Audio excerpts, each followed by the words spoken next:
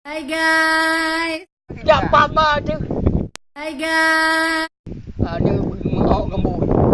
Gokja restoran guys. Urang kaya guys. Yang pegah boy lah dengar boy. Gok motor guys. Na motor wak guys. Ni urang kaya. Ngau urang kaya guys. Gok baju bu guys. Manga dak pada suai nak kangin guys le. Ya lain mah kita bayar pegah ke dong.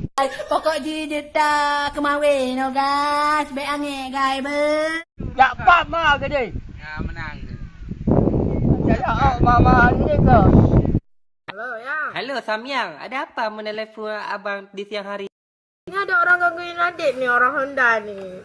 Orang Honda atau orang yang maha? Atau jangan-jangan yang maha kuasa ya?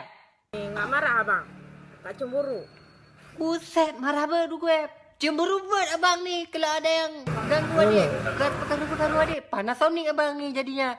Bikin hati abang panas dalam nih kalau ada yang perkara adik. Siapa perkara adik? Ada selalu dia ganggu adik? Ya, selalu digangguin adik nih. Ya udah, bilang aja kayak gini sama dia. Adik udah ada surat sertifikat kepemilikan sama abang. Bilang kayak gitu. Kalau enggak, abang trom dia nanti. Sampai bang marah nih, musnah nanti dia. Dapat mah tu. Hai guys. Ya mah tu. Lanjut. Ada boy balik.